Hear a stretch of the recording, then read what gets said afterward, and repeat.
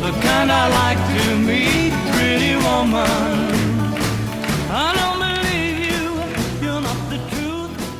No one could look as good as you. Merci à tout le monde pour ce super accueil chaleureux. Ça fait vraiment plaisir parce que je vais vous faire un bond en arrière d'ici quelques secondes de 24 ans. Mais moi, j'aimerais quand même vous parler 2 secondes du bond que je suis en train de faire là, en train de parler face à 1000 cerveaux, 1000 cœurs, 1000 tripes. Donc évidemment, je ne peux pas remercier davantage Yannick et David ce matin. Je savoure, mais en même temps, j'ai des guilis-guilis dans l'estomac. Alors ça étant dit, eh bien effectivement, je vais vous amener faire un retour en arrière de 24 ans. Et ça se passe en Angleterre. Et il y a une jeune fille qui s'appelle Myriam, bizarre, n'est-ce pas? Et qui est assistante de direction dans une entreprise d'informatique et qui survit, je dirais, dans un job où elle a fait des études pour ça, mais c'est pas top. Et puis un jour, elle est invitée, parce qu'elle travaille dans des bureaux, à assister à une conférence de conseil en images. Alors, je ne sais pas si vous vous rendez compte ce qu'était le conseil en images il y a 25 ans en arrière. C'était totalement inconnu, surtout dans les pays francophones. Et ce qui s'est passé, c'est que la présentatrice, donc la conférencière, a pris une femme dans l'audience et a commencé à lui passer des couleurs sous le visage. Et cette femme, elle n'était pas moche, entre guillemets, c'était pas un canon non plus, elle n'était pas mal habillée, ni super bien habillée, mais moi, ce que j'ai vu, c'est les effets des couleurs sous son visage. Et là, j'ai eu une révélation, j'ai eu un coup de foudre. Et je vais vous raccourcir l'histoire. Et le coup de foudre, c'est la passion, si vous voulez, a pris le dessus. J'ai découvert que j'étais passionnée par les couleurs. Et j'ai transformé cette passion en business, puisque 24 ans plus tard, bientôt, j'ai consulté, il y a des milliers de personnes qui sont venues me consulter, des centaines d'entreprises, des personnes qui se sont formées au conseil en images dans mon école, dont une que j'ai eu le plaisir de retrouver tout à l'heure. Merci Vanessa. Et voilà. Et puis aujourd'hui, donc, je suis là pour vous parler, pour vous faire comprendre. Alors, ce que je vous ai peut-être pas dit, c'est que cette jeune femme qui a vécu ça, en fait, cette jeune femme, elle était hyper coquette. Et comme elle avait l'attention aux détails, elle a le sens du beau quelque part dans ses tripes à tous les niveaux. Et du coup, elle passait un temps fou à choisir ses vêtements le matin, et sûrement trop, puisque quand j'ai découvert ce métier, je me suis dit que c'était génial d'avoir en fait un métier qui allait pouvoir accélérer le temps que je pouvais passer le matin pour m'habiller. Et donc aujourd'hui, je suis là pour vous faire comprendre que, c'est un petit peu sensible, que votre image, vous devez l'habiter et elle va vous servir à mieux vous vendre et surtout à rayonner. Et je ne peux pas avoir vécu quelque chose de plus touchant ce matin que tout ce que vous a expliqué David. Et ça correspond à mon introduction, vous allez voir, sauf que c'est tourné sur l'image. Et pourtant, on n'a pas préparé la conférence ensemble. Alors, et peut-être aussi que je vais déclarer la flamme de la couleur et du conseil en images chez certains ou certaines parmi vous, j'en sais rien. En tout cas, j'espère que vous êtes prêtes à me suivre. Et la première question que j'aurais à vous poser, c'est qu'est-ce qu'on a dans sa garde-robe qui prend de la place, c'est l'émotion. Qu'est-ce qu'on a dans sa vie qui prend de la place, qui est source de stress et qui vaut cher? La barbe. Oui, c'est vrai que la barbe, c'est une bonne réponse. Mais quoi d'autre? La voiture, les vêtements. Voilà, effectivement, il y a la garde-robe, ça vaut cher. Selon, ça prend de la place et c'est souvent source de stress. Et avant que je connaisse le conseil en images, ma garde-robe, elle était un petit peu comme ça. Alors qu'aujourd'hui, elle est comme ça, donc je suis beaucoup plus zen. Vous voyez, il y en a moins, c'est mieux. Et c'est ce vers quoi j'aimerais vous faire arriver cet après-midi, là, dans l'heure qu'on a. Alors, qui parmi vous aimerait avoir davantage confiance en soi? Ok. Qui parmi vous aimerait donner davantage d'impact à votre message? Ok. Eh bien, c'est ce que je vais tenter de faire avec vous, avec cette conférence cet après-midi. Et je vais vous amener faire un voyage de 50 minutes, comme ça, à travers un univers qui m'est cher. Et je vais partager avec vous 3 choses. D'abord, je vais vous amener vivre une expérience dans ma passion. Ensuite, je vais vous donner un processus pour apprendre à gérer votre garde-robe et par-delà à rayonner à travers votre image. Et enfin, je vais vous donner une pépite. Et cette pépite, je crois que si vous devez simplement retenir une chose de ce que je vais vous apporter cet après-midi, j'aimerais que ce soit celle-là. Et enfin, ben voilà, je crois qu'on aura fait un petit peu le tour en 50 minutes de ce que je peux apporter pour vous dans ce bref laps de temps. Alors, est-ce que cette slide, je n'ai rien à me mettre, ça vous parle? Et ce qui est terrible, je dirais, à travers cette slide, cette image, c'est que la société met à nos pieds une pléthore de vêtements et aujourd'hui, ça n'a jamais été aussi compliqué pour s'habiller. Pourquoi? Parce que les médias tentent de nous faire ressembler à ce qu'on n'est pas. Parce que les créateurs fabriquent des collections de vêtements qui s'adressent à un public toujours plus anémié. Parce que la mondialisation parsème nos villes de sempiternelles marques de prêt-à-porter, alors que par ailleurs on nous rabâche qu'on est tous différents et tous uniques.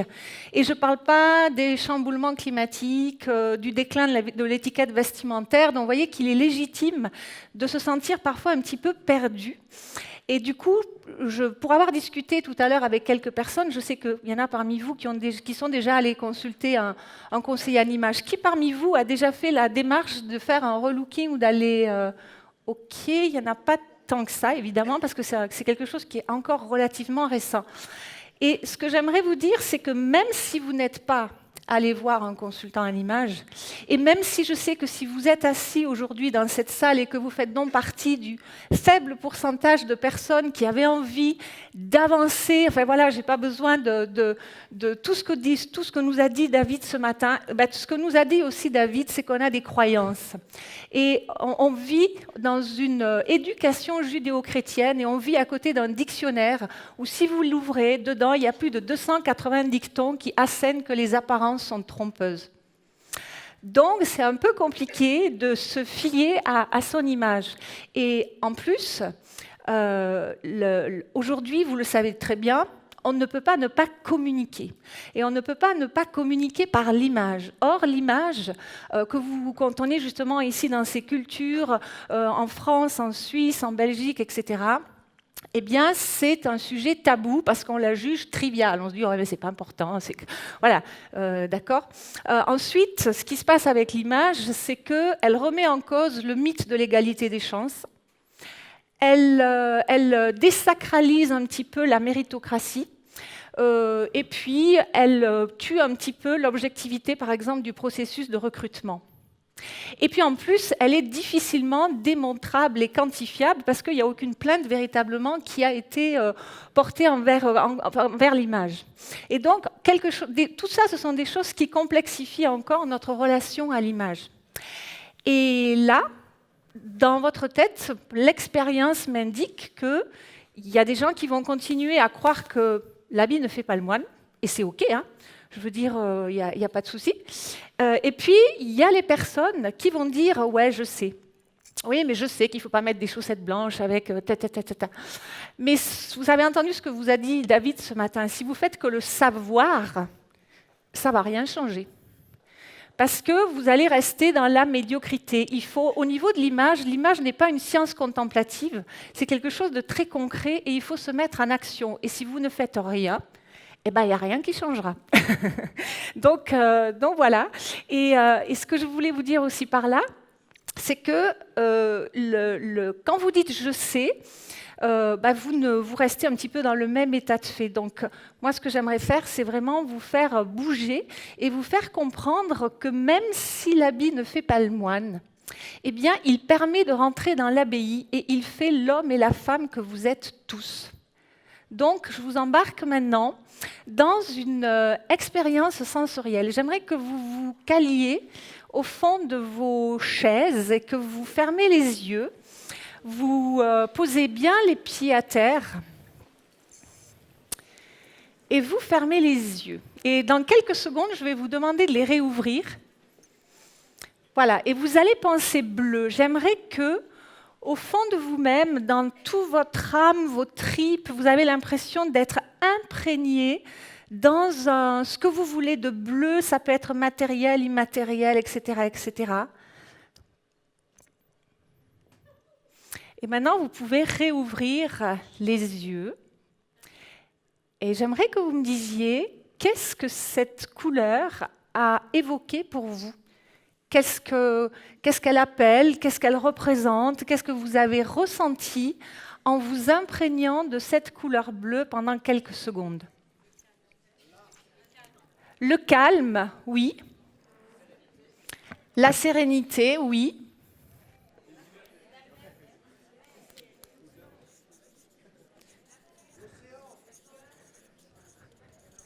L'océan,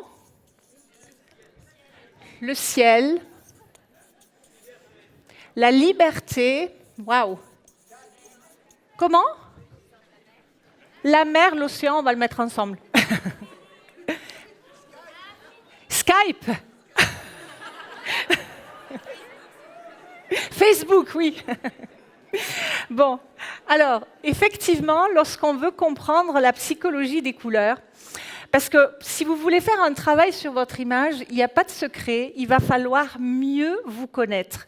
Et vous allez voir que les 3 pistes vers lesquelles je vais vous amener, elles vont vous faire passer à travers une meilleure connaissance de vous.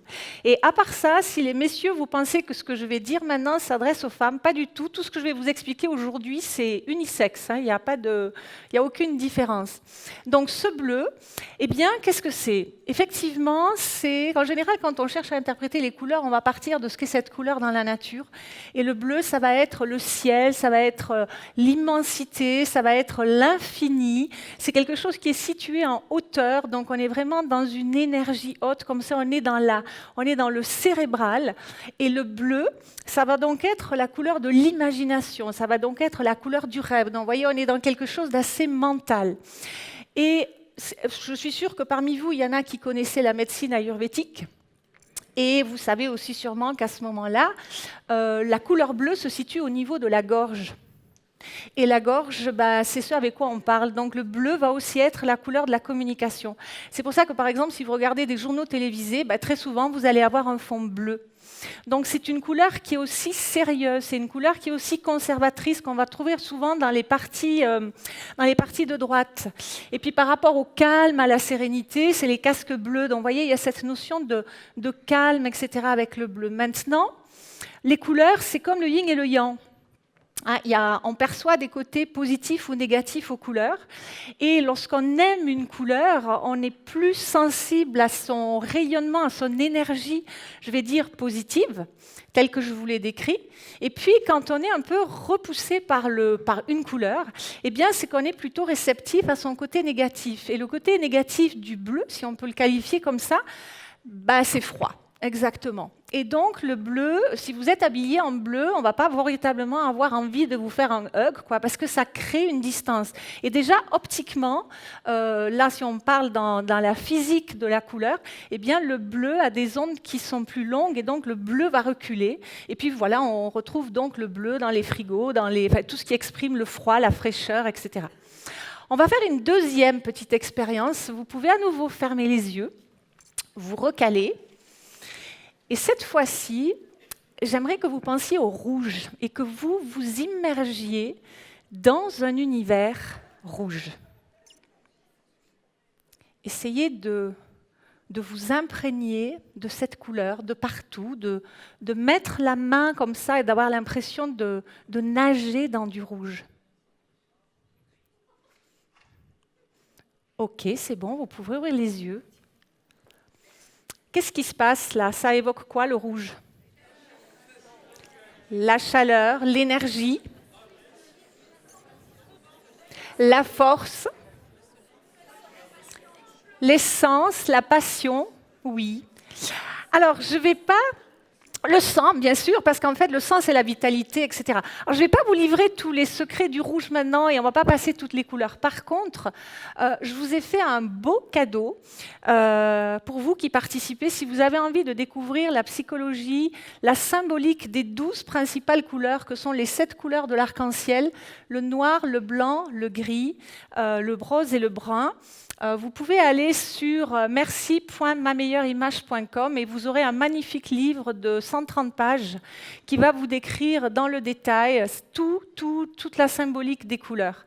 Et c'est pas simplement la symbolique des couleurs au niveau de l'habillement. Hein. Si vous hésitez à choisir un logo, si vous hésitez à choisir une iconographie, enfin si vous cherchez au niveau de la couleur, eh ben, vous aurez une réponse là. Et d'ailleurs, tout à l'heure, je vais vous montrer un monsieur qui a fait un travail sur son image et sur son branding et qui a utilisé la couleur à bon escient.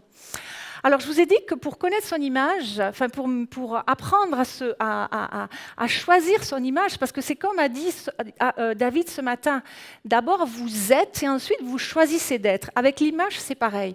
Et le tort aussi que fait la croyance que l'image est superficielle, c'est qu'on pense qu'en allant écouter des chaînes, des youtubeuses, en ouvrant un magazine, en allant sur des forums, vous allez trouver la réponse. Mais la réponse, elle est en vous. Il n'y a personne qui peut vous dire l'image que vous devez avoir. C'est vous qui choisissez votre image. Alors, il y a certains paramètres qui relèvent, vous ne pouvez pas changer de couleur de peau, de choses comme ça, mais à part ça, à part le physique, c'est vous qui choisissez l'image que vous allez projeter. Donc, il faut connaître d'une part la symbolique des couleurs, c'est intéressant, ce n'est pas le plus important, hein, vous allez voir. En fait, quand on travaille sur son image, on travaille, il y a vous avez 20 leviers d'action pour travailler sur son image. Ça peut partir des couleurs et ça va jusqu'au pouvoir de séduction, en passant par le parfum, la silhouette, le visage, les accessoires, les vêtements et j'en passe. Et si on s'attarde sur le vêtement, il y a 3 domaines qui sont incontournables. C'est la couleur, même si un vêtement est noir et blanc, il a une couleur en ce qui me concerne. Ensuite, il a une forme. On a tous des physiques différents. On est grand, on est petit, on est fort, on est maigre, on a des jambes courtes, des jambes longues, du ventre, pas de ventre, etc. Donc, les formes du vêtement sont censées épouser vos formes à vous. Et puis, on a un caractère, une éducation, une culture, des croyances, un environnement, et tout ça, ça met en forme notre personnalité, et votre style vestimentaire est censé refléter votre personnalité. Maintenant, les couleurs qui vous vont bien. Il y a les couleurs, on a abordé brièvement la symbolique des couleurs, mais il y a aussi les couleurs qui vous vont.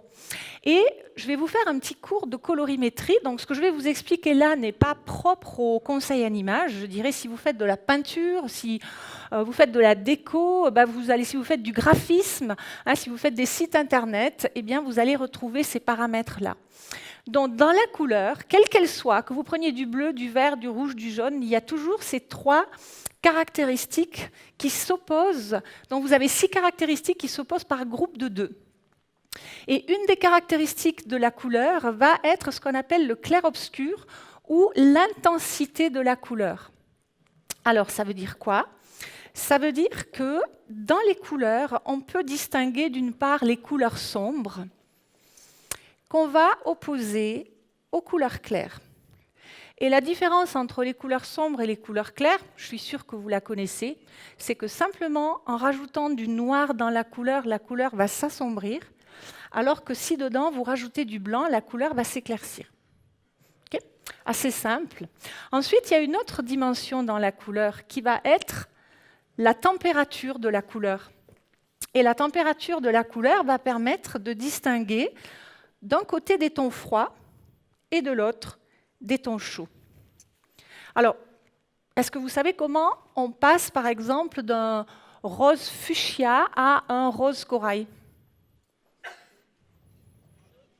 Voilà. Si on veut réchauffer une couleur, dedans, on va rajouter du jaune. Si on veut la refroidir, on va rajouter du bleu. Okay? Et puis dans la couleur, il y a encore une dernière dimension qui est la saturation de la couleur. Et vous savez que les couleurs, ce sont des mélanges à partir des 3 couleurs primaires. Et à ce moment-là, eh bien, si on fait ces mélanges de couleurs et qu'on s'en tient aux 3 couleurs primaires, que sont le rouge, le jaune et le bleu, on va avoir des tons très pétants, comme ça, très lumineux, très saturés. Maintenant, ces couleurs, on peut aussi les désaturer.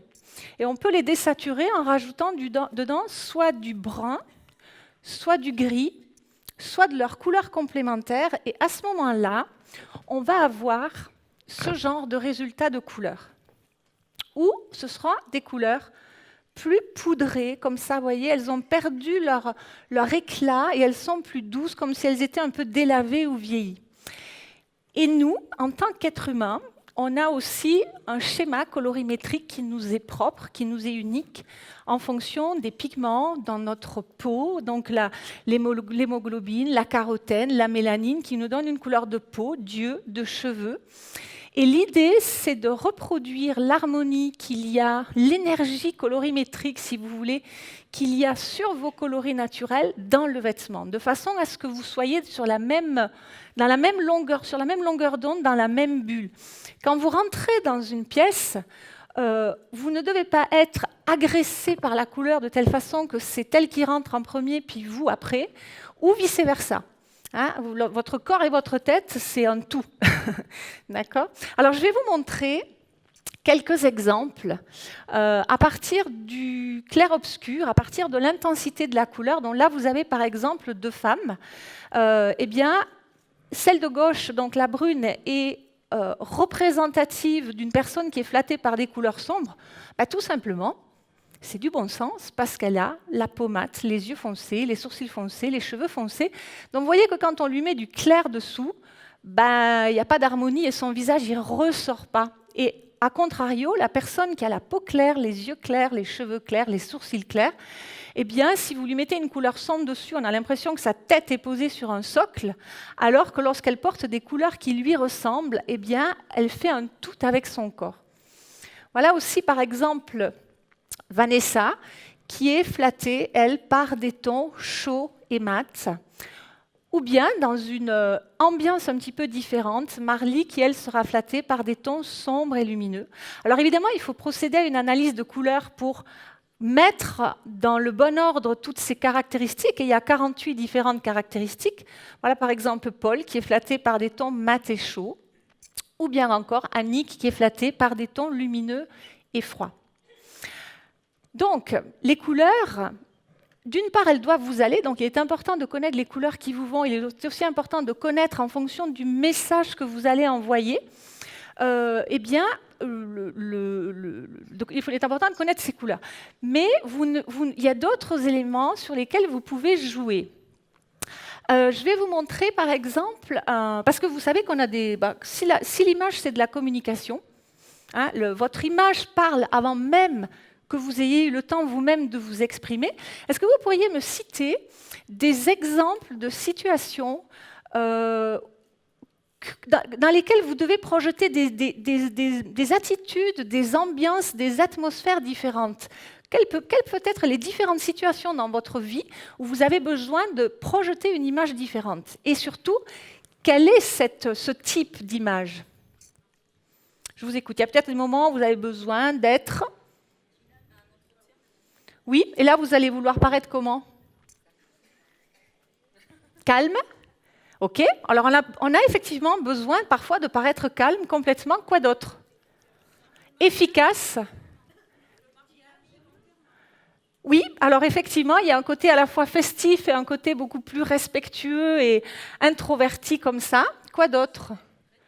Crédible? Oui. Alors crédible, c'est subjectif parce que quand vous, je sais pas moi, si vous œuvrez dans la mode, votre look, il aura une crédibilité complètement différente que si vous travaillez dans une banque privée. Donc la crédibilité, elle est très subjective, je dirais, hein, en fonction de là où vous vous trouvez. Mais c'est important d'avoir une image crédible, ça c'est sûr. Sérieux, sexy, absolument. Et puis, en tant qu'entrepreneur, qu'est-ce que vous avez envie de dégager comme image? Dynamique. Alors, je vais vous montrer une photo où, vous voyez, cet homme, eh bien, ce n'est pas un client, c'est une photo que j'ai trouvée sur le net. Mais d'un côté, il porte des couleurs un peu triste, vous voyez, un peu fade, un peu monotone, un peu austère comme ça. D'autant plus que, vous voyez, il est flatté, ce monsieur, par des couleurs sombres, et là, il porte des couleurs claires, donc c'est un peu fade. Alors que dès qu'on va lui mettre des couleurs un petit peu plus toniques, un petit peu plus sombres, eh bien, il sera davantage en harmonie. Donc on peut jouer avec les couleurs, on peut aussi jouer avec les textures, parce qu'une texture de tissu qui va absorber la lumière, donc tout ce qui peut être un peu laine, polaire, voilà, tout ce qui absorbe sera beaucoup plus gentil, sera beaucoup plus doux qu'une matière qui va réfléchir un petit peu la lumière et qui va donc donner un côté plus lumineux en quelque sorte. Hein. Vous pouvez aussi jouer sur les lignes, parce que tout ce qui va être très graphique comme ça, très contrôlé, très dirigé, sera beaucoup plus dynamique qu'une ligne qui va partir comme ça, très dans le courbe, très dans la douceur. Et puis vous pouvez également jouer avec la coupe d'un vêtement, parce qu'un vêtement, s'il a une tenue, hein, quand on est dynamique, on est tenu, on n'est pas comme ça, voilà. Donc un vêtement, il va vous conférer du dynamisme si il a une certaine tenue. Alors, je vais vous montrer un monsieur qui est un client suisse assez connu, assez médiatisé, qui s'appelle Cédric. Et Cédric est un fervent défenseur du personal branding. Il est vraiment, lui, il se considère vraiment comme quelqu'un qui a fait, et il ne le cache pas, il le dit totalement. Il y croit et il le prône, et il encourage tous les entrepreneurs parce qu'il a une visibilité certaine sur la Suisse romande à ce niveau-là. Et donc, on a fait un travail sur son image. Et Cédric est arrivé avec, je dirais, une problématique. Il m'a dit, j'ai l'impression que je crée de la distance. Enfin, j'ai l'impression, alors que moi, je ne suis pas du tout comme ça, je n'ai pas du tout l'impression d'être froid, mais j'ai l'impression qu'il y a un écart comme ça entre moi et les gens. Et puis, j'aimerais avoir une couleur qui va me définir. Et on a fait donc un travail sur l'image de Cédric. Et Cédric a voulu avoir le orange. Donc, l'orange est une couleur qui lui va bien, mais aujourd'hui, au bout de quelques années où il a choisi cette couleur signature un peu, s'il ne porte pas de orange, les gens lui disent « mais pourquoi tu ne portes pas du orange aujourd'hui ?» Et même si c'est une couleur de lacet, même si c'est un petit quelque chose, son site internet est orange, en fait, tout ce qui peut le représenter orange, l'orange est devenu un petit peu sa griffe. Donc voilà. Donc ça, c'était pour parler un petit peu couleur.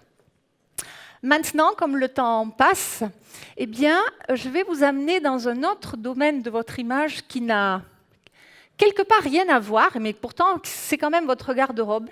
On va aller dans une dimension beaucoup plus pratique et beaucoup plus économique de l'image. J'aimerais que vous vous mettiez en groupe de 3 personnes, 2, 3, comme vous voulez, et que vous preniez 1 minute pour répondre à cette question entre vous. Quel est votre style ? Prenez 1 minute et mettez des adjectifs sur ce mot-là.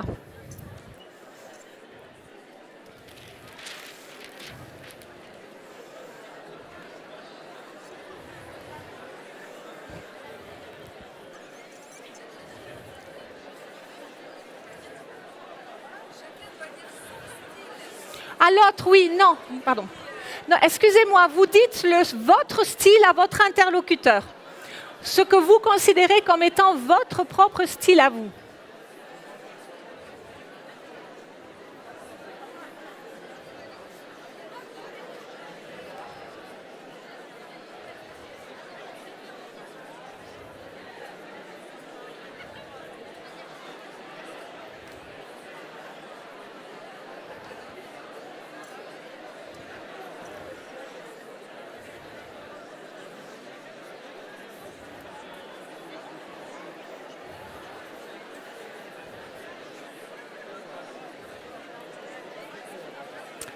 Alors, on va revenir en plénière, étant donné qu'on n'a pas beaucoup de temps, je suis désolée.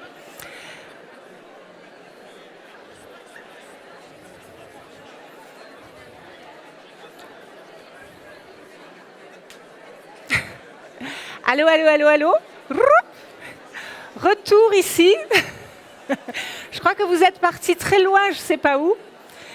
Et maintenant, j'aimerais que vous me disiez, pour certains parmi vous, quel est votre style vestimentaire? Est-ce qu'il y a des mots qui sont sortis? Est-ce qu'il y a des adjectifs qui sont sortis? Sport chic.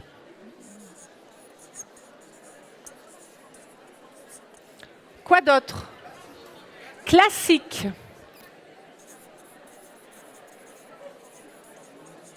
Décontracté. Intemporel.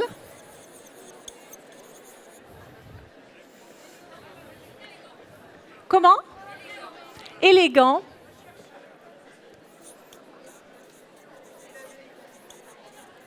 Recherché. Soigné. Ok, c'est bon.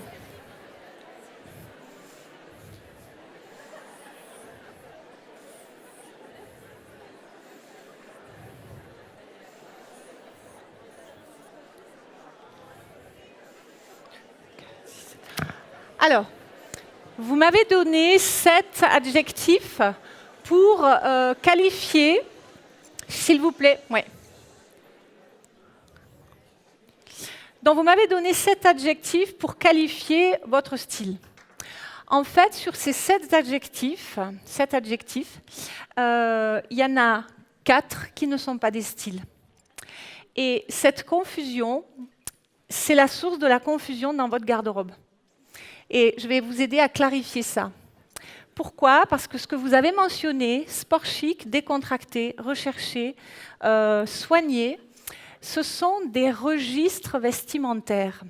Et votre style, on a dit tout à l'heure que c'était en relation avec votre personnalité, à moins que vous soyez un peu schizophrène, votre style, plus ou moins, il va rester le même toute votre vie, parce que c'est vous, et puis voilà, c'est... Voilà. Par contre, on peut être un mélange de 2 ou 3 styles, hein, ça c'est pas... Mais votre style, globalement, il vous accompagne. Par contre, ce qui change tout le temps, ce sont les niveaux d'habillement. Parce que on ne va pas s'habiller de la même façon si vous allez à la piscine, si vous allez à une soirée, si vous allez rencontrer un client banquier, si vous allez rencontrer un partenaire qui a un magasin bio ou quoi que ce soit. Donc, des registres, vous en avez 6. Et la connaissance de ces registres va vous aider à faire un début de tri de garde-robe. Parce que voilà, ça va être un peu le printemps bientôt, vous allez vous ruer dans vos armoires pour faire un tri de garde-robe, mais il y a un passage obligé, je dirais, avant, que je vais vous inviter à faire une fois que j'aurai fini cet exposé. Donc, le style le plus élémentaire qui soit, le registre vestimentaire le plus élémentaire qui soit, c'est quand on est chez soi, d'accord? Et qu'est-ce qu'on va demander aux vêtements? Confortable, pratique, parce qu'on va peut-être jardiner, faire de la peinture, s'asseoir par terre avec les enfants, et donc le vêtement, il se salit, il se froisse, on le met au sac à linge sale et tout ça. Ça n'enlève pas le fait qu'il peut être dans vos bonnes couleurs, dans votre bon style, et avec des coupes complètement adaptées à vous. Donc on va être dans ce registre décontracté. Maintenant, imaginons que vous devez sortir de la maison pour faire une course ou que sais-je, et qu'est-ce que vous allez faire? Vous allez peut-être troquer votre jogging pour une paire de jeans et vos sandales, vos pantoufles pour une paire de baskets.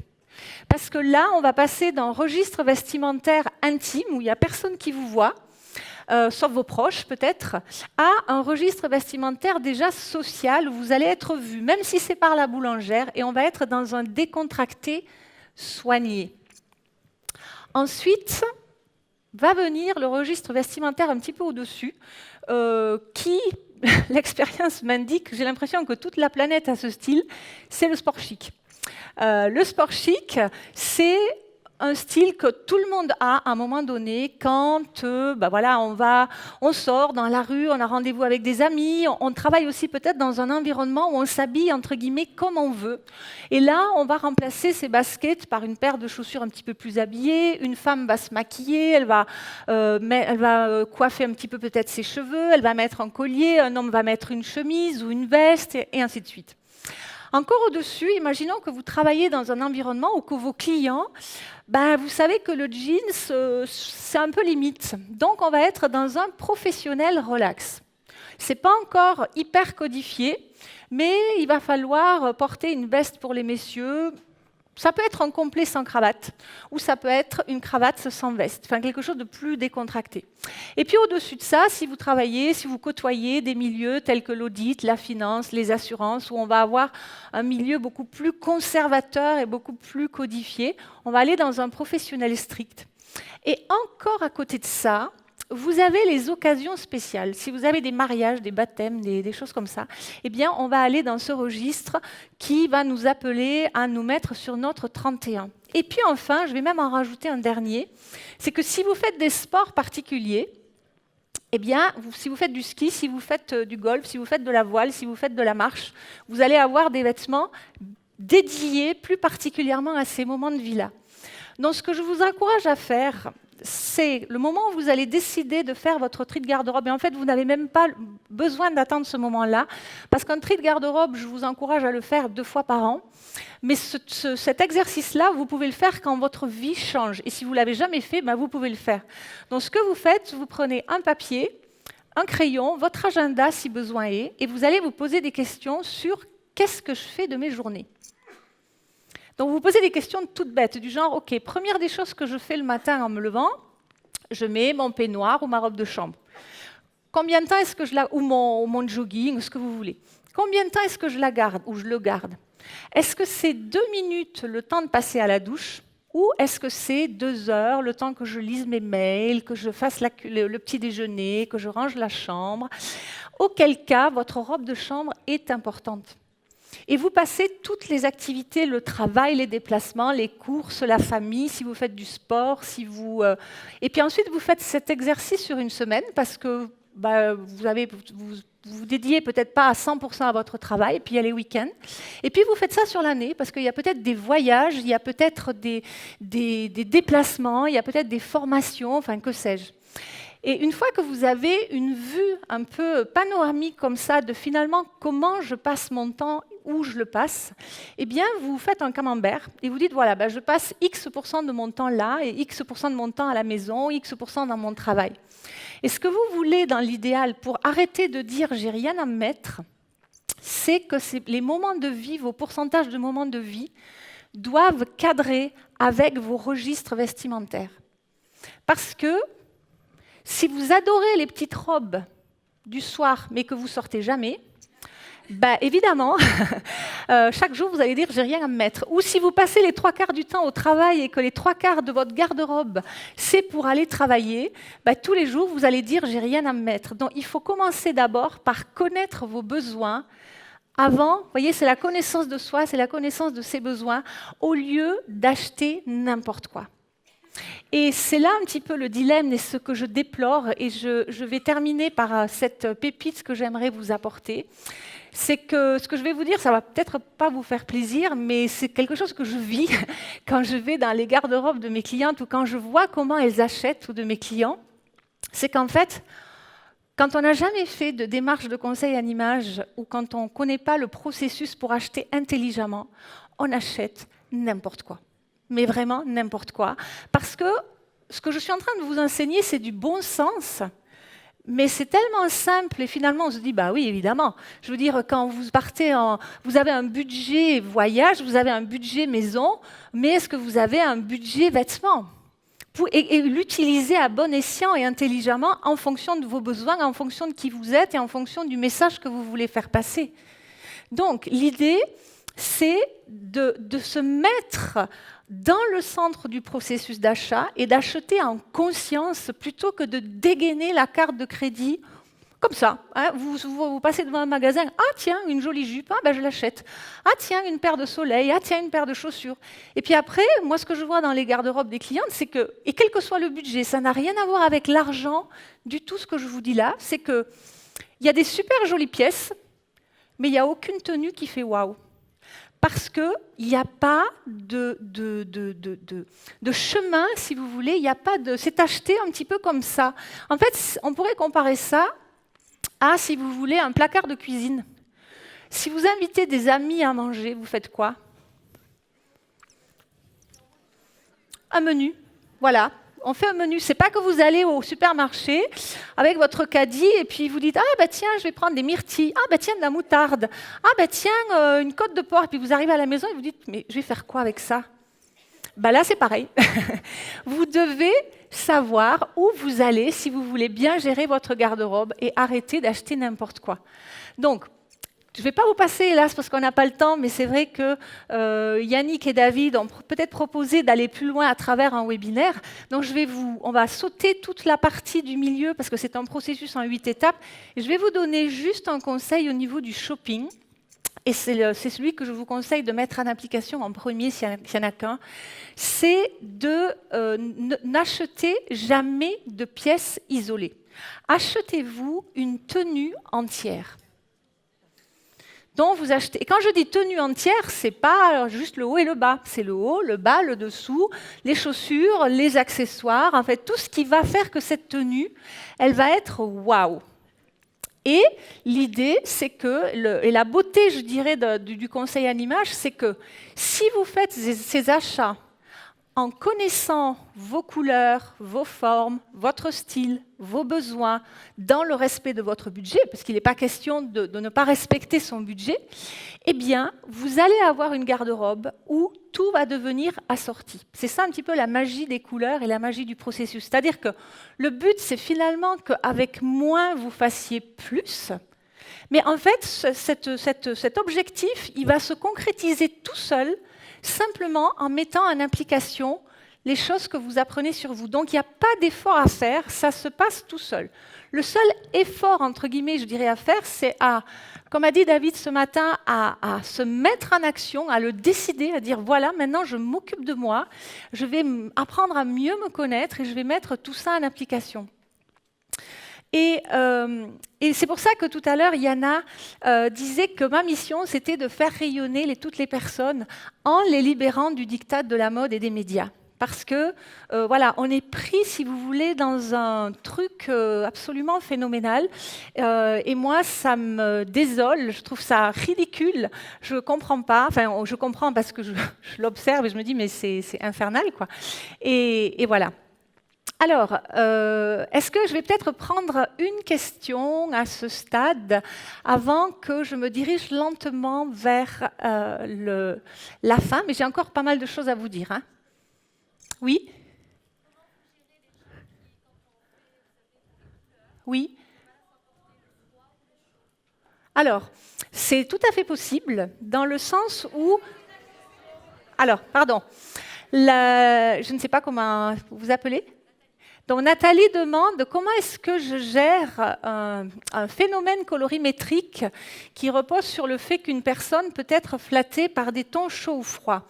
Alors, je ne vais pas pouvoir revenir sur la slide en question, mais en fait, c'est tout à fait possible dans la mesure où, je ne sais pas si vous vous souvenez, le croquis avec le sombre, clair, chaud, froid, lumineux, mat, et vous avez vu que il y a un curseur comme ça entre le sombre et le clair, parce que si vous prenez un rouge très pâle qui sera presque blanc avec juste une tache de rouge dedans, et si vous prenez un rouge dans lequel on rajoute beaucoup de noir et qui sera presque un bordeaux presque sanguinaire, hein, presque comme ça, vous avez toutes les possibilités de rouge entre. Et donc on peut se situer n'importe où sur cette échelle qui va du blanc au noir, hein, donc du clair au sombre, de même qu'on peut se situer n'importe où sur l'échelle qui va du chaud au froid, et de même qu'on peut se situer n'importe où sur l'échelle qui va du lumineux au mat. Donc on peut faire partie des gens qui seront sur le zéro, je dirais, entre le chaud et le froid, et ce qui va systématiquement impliquer que cette caractéristique-là de couleur n'est pas importante pour vous. Parce qu'après, il faut les prioriser, il faut les mettre dans le bon ordre. Donc c'est possible. Donc ça voudra dire que vous aurez peut-être un diagnostic couleur qui va ressembler à mat et clair ou lumineux et sombre ou voilà. C'est tout à fait possible. Alors maintenant, pour terminer cet exposé, j'aimerais vous amener un petit peu dans le pourquoi l'image est importante. Alors je pense que vous l'avez compris. Il y a beaucoup de raisons. Il y a des raisons psychologiques, il y a des raisons un petit peu plutôt immatérielles que psychologiques. Et puis, il y a des raisons purement matérielles. Alors, attendez, j'ai mon qui me joue des tours. Voilà. Donc voilà, alors si on va dans le côté immatériel, eh bien, il y a le fait que l'image de soi, elle fait partie de ce que j'appelle un peu le socle de votre personnalité, en même temps que l'estime de soi. Quelle est la première question que David vous a posée ce matin? C'est la valeur que vous vous donnez. Et ça, c'est l'estime de vous-même. Et si en plus vous vous aimez, hein, si vous acceptez l'imperfection qu'on peut tous avoir, que vous apprenez à vous aimer, et qu'en plus vous avez confiance en vous, et c'est tout ce que vous bâtissez au sein de l'école, hein, de la Neuro Business School, eh bien, évidemment, quand on a une bonne estime de soi, quand on s'aime, et quand on a confiance en soi, on ne peut qu'avoir une bonne image de soi. Et c'est un cercle, je dirais, vertueux, parce que quand on a tout ça, ben, on ne peut que réussir quelque part. Et quand on réussit, on a envie de s'occuper de soi.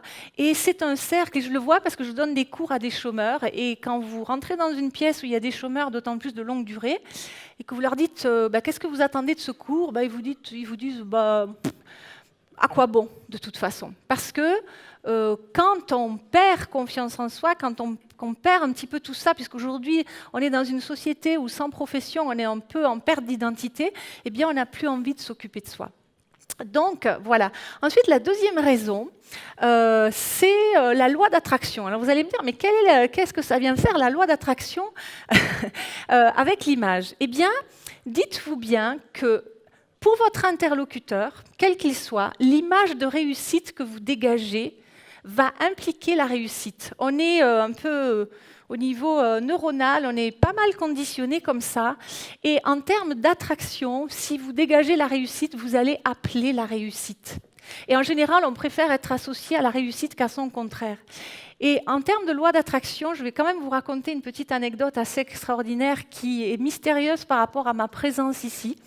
Je connaissais David Lefrançois pour les raisons qu'il a évoquées ce matin, puisqu'il m'avait sollicité quelques années en arrière pour écrire dans son journal, mais je ne connaissais pas du tout David Alain. Je ne connaissais pas du tout Yannick Alain. Et je vois donc Yannick et David faire leur lancement, et je vois Yannick en vidéo, et je dis « Waouh, il a l'air super sympa ce bonhomme ». Et vraiment, j'ai eu une espèce d'élan comme ça, et puis j'ai voulu envoyer un email à mon collaborateur technique, transmettre un email à mon collaborateur technique, et à la place en lui disant « Mais est-ce que tu connais Yannick ?» Et en fait, il le connaissait, et à la place de transférer le mail, j'ai répondu. Et donc, j'ai envoyé le mail à Yannick. Et Yannick me répond quelques minutes après. Qu'est-ce que je peux faire pour vous, Myriam? Et là, j'étais désolée, j'ai dit, écoutez, désolée, c'est une erreur de manipulation, quoi. Et puis ensuite, Yannick m'a demandé un ami sur Facebook. Et il y a un petit mois en arrière, Yannick me contacte et il me dit, écoute, Myriam, appelle-moi, j'ai peut-être quelque chose pour toi. Et je me retrouve donc ici parmi vous. Donc, vous voyez qu'il y a des choses un petit peu mystérieuses. Et tout ça pour dire que l'image de réussite que vous pouvez renvoyer, eh bien, elle va vous faire aller dans la réussite. Et puis, il y a aussi, évidemment, la première impression. Vous connaissez peut-être ces chiffres qui disent que la première impression que va avoir votre interlocuteur, elle repose à 93% sur ce qu'il voit. Or, on est un peu comme saint Thomas, a priori, on ne croit que ce qu'on voit. Et dans ces 93%, vous avez 55% qui relèvent de l'apparence. Pardon, je me suis trompée. Les 93%, ça relève de la communication non verbale. Donc, tout ce que vous allez exprimer en termes d'élocution, pas ce que vous dites, mais la façon dont vous le dites. Et je crois qu'il y a des experts en voix, n'est-ce pas, Jean, dans la salle. Donc, voilà, là, il y a une complémentarité qui se fait. Et ça ne laisse que 7% au contenu du message. Donc, vous voyez, et en plus, ça se passe dans une fraction de seconde. Ce n'est pas que vous avez quelques minutes, non, c'est vraiment instantané. Et je vous ai dit aussi que l'image ne pouvait pas être quantifiée. En fait, ce n'est pas tout à fait juste, je dirais, puisque il y a des chiffres maintenant qui indiquent, et là on va tomber, je dirais, dans des raisons économiques. Je vous ai dit que l'image était importante par rapport à des raisons immatérielles, des raisons un peu psychologiques telles qu'on les a vues maintenant. Et puis, il y a des raisons économiques que j'ai un petit peu évoquées, mais je vais vous les mettre en chiffres parce que je trouve ça assez impressionnant. Est-ce que vous savez, par exemple, que dans vos garde-robes, on ne met à 80% du temps que 20% de ce qu'on a dedans? Ça veut dire que vous ne portez effectivement qu'un vêtement sur 5. Imaginez-vous, alors c'est peut-être des chiffres abstraits, mais il y a 80 milliards de vêtements qui sont achetés chaque année. Et par rapport à l'impact de l'image, pensez aussi que au niveau économique, au niveau écologique, toutes les retombées que tout cela peut avoir. En termes de temps également, Marks & Spencer, qui est un grand magasin anglais, a fait une recherche, pas très longtemps, hein, c'était en juin 2016, donc il y a quelques mois, et il a mis le doigt sur le fait qu'une femme va gaspiller, enfin va passer 17 minutes par jour devant ses armoires. Alors je ne sais pas si vous vous rendez compte, mais ça fait quand même 2 jours et demi par an. Hein, ça fait 4 heures par semaine, et si vous vivez jusqu'à l'âge de 81 ans, ça fait que vous aurez passé une année entière devant vos armoires. Alors, même moi qui travaille dans le look, je ne suis pas du tout obsédée de cette façon-là. Il faut avoir une image saine par rapport à son look, mais je trouve que ça fait un peu beaucoup. Voilà. Alors, qu'est-ce que vous pouvez faire maintenant pour démarrer, je dirais, pour vous mettre en action? Eh bien, vous devez prendre la responsabilité de votre image. Et pas... je suis trop grosse, je suis trop maigre, je n'ai pas les moyens, c'est pas important, blablabla. Non. Si vous avez envie d'avoir une image qui vous reflète, dans laquelle vous êtes bien, qui va être en lien avec votre identité, qui va être en lien avec le message que vous voulez faire passer, eh ben, il va falloir agir. Et il y a une phrase de Jean-Paul Sartre que j'adore et qui dit « On ne fait pas ce qu'on veut et pourtant on est responsable de ce que l'on est ». Et s'il y a des choses que vous ne pouvez pas choisir, votre image, vous pouvez la choisir. Et puis, ce que j'aimerais aussi vous dire dans ce que vous pouvez faire, c'est ce que vous a dit David ce matin, soyez imparfaits. Vous n'avez pas besoin d'être canon pour commencer à vous soigner, vous n'avez pas besoin d'avoir le poids idéal pour commencer à vous soigner, à vous occuper de vous. Vous pouvez le faire maintenant. Et en plus, je dirais, vous n'avez pas d'excuses parce que vous êtes à la Neurobusiness School, donc où on s'occupe de votre intérieur aux petits soins. Enfin, je veux dire, ça ne peut pas être mieux que ça. Et en plus, vous allez travailler, vous faites un travail sur vos valeurs. Et pour moi, votre image, elle est censée incarner vos valeurs. Et c'est ce qui va donner du sens à la façon dont vous allez vous présenter. Il va y avoir, il n'y a plus d'effort. C'est comme l'histoire du régime ce matin. C'est pas oh là là, il faut que je m'habille le matin. Surtout que, imaginez, je veux dire, la garde-robe, c'est une énergie quelque part. Chaque matin, vous démarrez la journée, et s'il y a des couleurs qui sont moches, c'est mal rangé, c'est le bordel, et ben voilà, vous avez ce mouvement comme ça de découragement, de lassitude, de ras-le-bol, de frustration aussi, alors que, je veux dire, il faut avoir du plaisir. Moi, ce que je vous invite à faire, ça doit être un moment joyeux, ça doit être un moment de « Ah, génial, qu'est-ce que je vais me mettre aujourd'hui ?» Et ça doit se passer en une fraction de seconde. Il ne doit pas y avoir cette perte de temps. Donc voilà, donc allez-y, foncez, soyez responsables, même si vous n'êtes pas parfait. Basez-vous sur vos valeurs comme ça et ayez du plaisir. C'est ce que j'aurais envie de vous dire. Alors, et puis, si, encore une chose, c'est que en faisant comme ça, plutôt que de s'occuper de la couche superficielle vernie de l'image, eh bien, en fait, non seulement vous allez être beau, mais vous allez vous sentir beau. Et tant qu'il n'y aura pas ce travail de fond, c'est pour ça que moi j'aime les gens qui viennent me voir et qui font une démarche de développement personnel à côté, parce que ça fait une image encore plus waouh à la fin, parce qu'il y a eu tout ce travail de recherche sur soi, d'analyse, de connaissance de soi. Donc, soyez beau, sentez-vous beau. Et comme évidemment, je ne vais pas pouvoir vous donner plus de conseils que ça, et pourtant il y en aurait des tonnes, eh bien, je vous invite à vous rendre sur ma chaîne YouTube qui s'appelle Mademoiselle M, la page Facebook Mademoiselle M, et un site internet qui s'appelle première-impression.com. Vous allez y trouver un vivier d'informations, de conseils gratuits. Et puis, une dernière pépite peut-être, un dernier conseil pour les plus ambitieux parmi vous. Eh bien, ne vous habillez pas pour le poste que vous occupez, mais pour celui auquel vous aspirez. Voilà.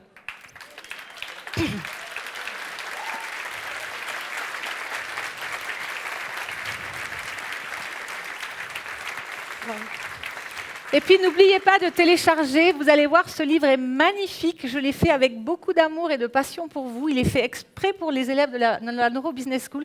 C'est c'est pas un e-book, vous allez voir, c'est un très beau livre sur la couleur. Avec plaisir. Et merci David, merci Yannick, et merci à chacun d'entre vous.